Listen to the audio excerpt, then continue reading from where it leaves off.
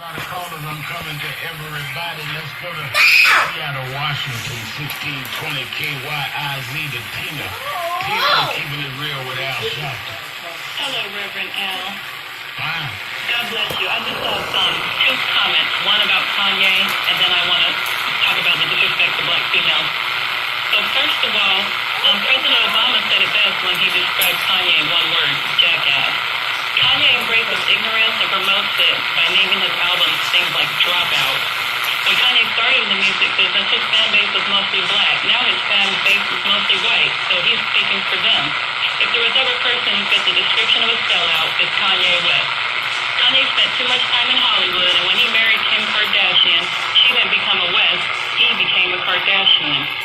Kanye West only values human beings that are wealthy, and he practices classism.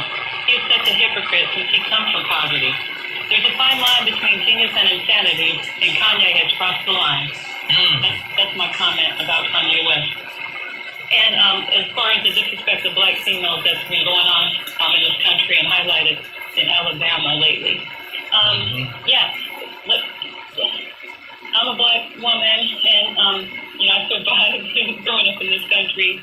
And one thing I want to thank you too, because I'm Jimi Hendrix's niece, and I'm also representing him and saying that when we're helping the black youth, for every person like Kanye, there's 100 people doing the right thing.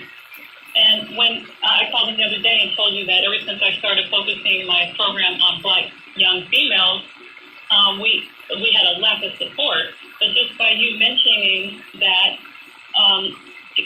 the black community became aware of it, and they started donating and supporting our fundraiser to take the girls to Cleveland, Ohio to perform at the Rock and Roll Hall of Fame.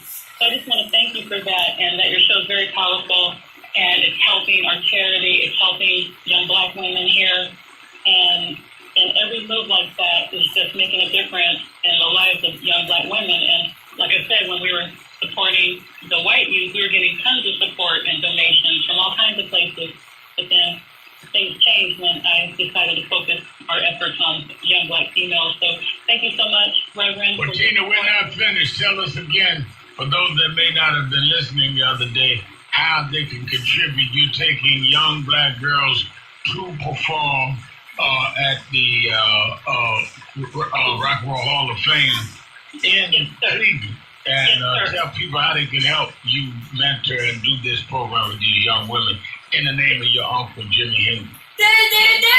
So the girls, based on their talents and determination and hard work, they were invited to perform a show at the Rock and Roll Hall of Fame in Cleveland in exactly 1 month on June 2nd. I've had a GoFundMe out there for several months trying to raise money to take these girls out there. And they're steadily working hard, 3 or 4 rehearsals a week, always showing up, doing all that they can. And we're just working our way on a confirmed status, even though we haven't raised enough money yet. But if people want to help get these girls out there to this performance, they can go to GoFundMe/Hendrix Music Academy, or they can go to Facebook, Tina Hendrix of the Hendrix Music Academy, or they can go to Hendrix Music Academy at questoffice.net. That's Hendrix Music Academy at questoffice.net.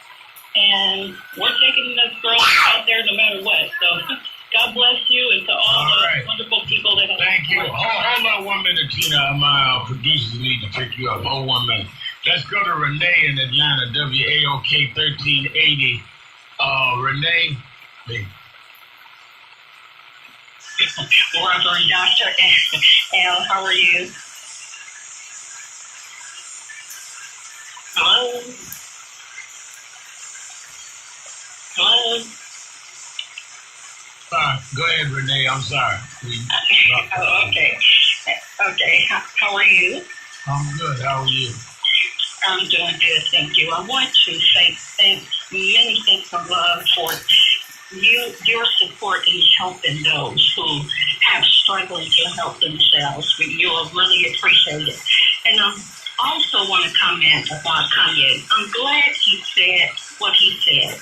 And the reason is that he has inspired me to call and share a story that I read and heard about free slaves in Natchez, Mississippi. After they were freed, the plantation owners did not want them to leave. They want them to continue to stay on the plantation and work hard labor. So they got the Union soldiers, and this is a true story from what I've read, that they got the Union soldiers to force the slaves to stay on the plantation, and many of them did not leave. They died on the plantation. They made them stay there and work hard labor. And over 20,000 of freed slaves died because of this.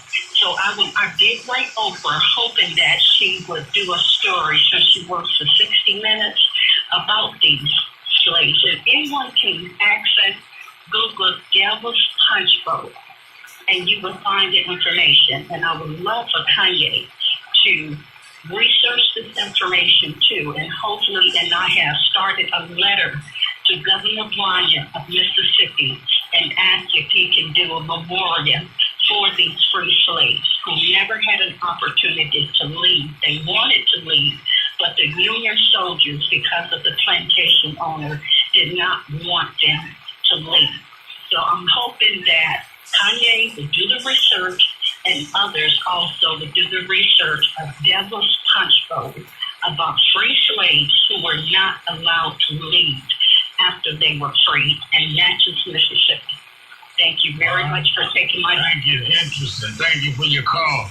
Let's go to Philly Girl G in Philadelphia, WURD. Hello, Webinar. Yeah. Oh, hi. I'm so happy to talk to you. I listen to your show pretty much every day. And but I have a comment about Kanye, but the lady that just called, actually, in my research, they kind of did that. I never heard it was the Union soldiers. I never heard that. They kind of did that after slavery to pretty much the slaves in the South. I mean, Ku Klux Klan, and white people didn't want them to leave. They wanted them to keep working, and they made it. They kind of told them, well, some of them wanted them to do sharecropping, or they told them all kind of things, but they didn't want them to leave. It wasn't just in that part. It was some of them got killed and all if they tried to leave. So I never heard it was the Union soldiers, but I might be wrong. I'm not an expert. But and another thing I want to say about Kanye, it's a shame that he's a part of a lot of successful blacks. When they get there and they get success and riches and all of that, seem to forget where they come from, and they start talking and thinking like white people. Really, they start saying things like what he said. Look what Ben Carson said. He called slaves immigrants. So it's unfortunate when they get to where they are, they feel like, oh well, I've made it. Let everybody else make it. Why should we help them? They try to get rid of affirmative action. They just totally start thinking another way. So I wanted to get that point out. And I just wanted to say to that person who said that Democrats started slavery or something, that's not true either. And if people do their research, Kanye obviously is just talking off the top of his head. We all know he sounded crazy. I saw the oh God, so I'm sorry right now. Now you are. I got to take my break. Thank you for your call. A lot of callers. 1-877-532-5797. Be right back.